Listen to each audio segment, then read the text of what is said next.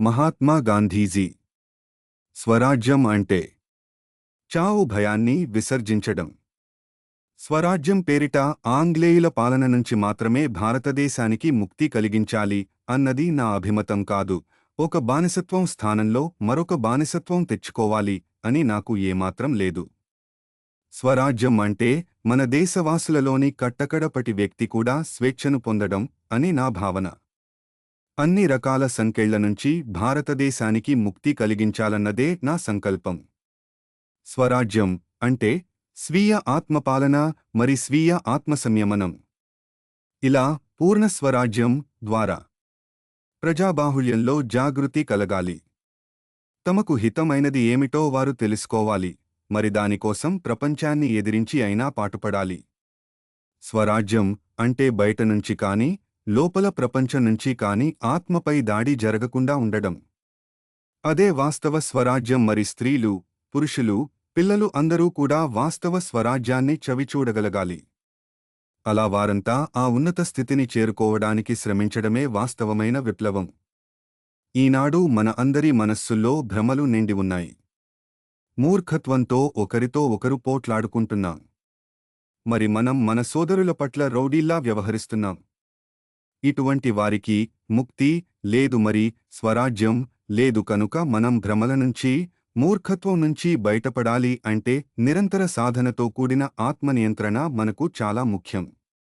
ఆత్మనియంత్రణ అన్నది స్వయంపాలనకు లేదా స్వరాజ్యానికి మొదటి షరతు అవుతుంది.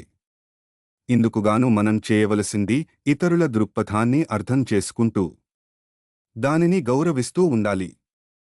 మంచి అయినా చెడు అయినా మనం ఇతరులకు ఏం చేస్తామో అది మనకు తిరిగి పదింతలుగా వచ్చి చేరుతుంది. అది ఆరోగ్యకరమైన ప్రజాజీవితానికి మరి అసలైన స్వరాజ్యానికి కావలసిన అర్హత పరీక్ష. స్వరాజ్యం అంటే చావు భయాన్ని విసర్జించడం. చావు అంటే భయపడే దేశం. స్వరాజ్యాన్ని పొందలేదు. ఒకవేళ ఏదో విధంగా పొందినా దానిని నిలుపుకోలేదు. మాట్లాడడానికి, వ్రాయడానికి ఉన్న స్వేచ్ఛనే స్వరాజ్యానికి పునాదిరాయి.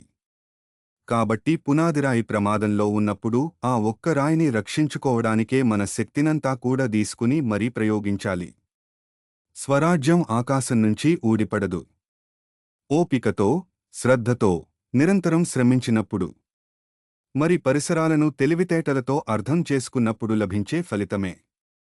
స్వరాజ్యం. భగవంతుడు కూడా స్వరాజ్యాన్ని ఇవ్వలేదు అని చెప్పే ధైర్యం నాకు ఉంది. దానిని మనమే సంపాదించుకోవాలి. స్వరాజ్యం అనేది ఎవరో మనకు ఇవ్వడం అన్నది ఎన్నటికీ జరగదు. మొత్తం ప్రపంచం వ్యతిరేకించినా మనల్ని మనం రక్షించుకునే శక్తే. స్వరాజ్యానికి కావలసిన శిక్షణ. పరిపూర్ణమైన స్వాతంత్ర్యంతో మనం సహజంగా జీవించగలగాలి. అది లోపభూయిష్టమైనదైనా పర్వాలేదు, కాని ఇతరుల అధీనంలో మాత్రం జీవించేది స్వరాజ్యం కానే కాదు. వసంతం వచ్చినప్పుడు అన్ని చెట్లలోనూ దాని గొప్పతనం కనిపిస్తూ ఉంటుంది. భూగోళం అంతా నవయవ్వనంతో నిండిపోతుంది. ఇదే విధంగా స్వరాజ్య భావన సమాజం అంతా వ్యాపించినప్పుడు దేశ ప్రజలందరూ తమ తమ శక్తి కొద్దీ ప్రజాహిత కార్యక్రమాలలో మునిగి ఉండటం, మరి అన్ని రంగాలలో నూతన శక్తి నిండి ఉండటం జరుగుతుంది. ఆత్మత్యాగం చేయగల, మరి కష్టించి పనిచేయగల కార్యకర్తలు అధిక సంఖ్యలో ఉన్నప్పుడే ఆ దేశ ప్రగతి సుసాధ్యం అవుతుంది. అలాంటి నిబద్ధత కలిగిన కార్యకర్తలతో కూడిన రామరాజ్యం మాత్రమే స్వరాజ్యం వైపు పయనించడం జరుగుతుంది. నేను ఊహించే రాముడు అసలు ఈ భూమి మీద జీవించాడో లేదో నాకు తెలియదు, కాని ఆదర్శవంతమైన రామరాజ్యం అన్నది కేవలం ఒకానొక హిందూ రాజ్యం అని కాకుండా అతి నిమ్న స్థాయిలో ఉన్న పౌరుడు కూడా నాకు త్వరగా న్యాయం జరుగుతుంది అని విశ్వసించగలిగే వాస్తవమైన ప్రజాప్రభుత్వం. అటువంటి ప్రజాప్రభుత్వంలో దైవవాక్కే జనవాక్కుగా పలుకుతుంది.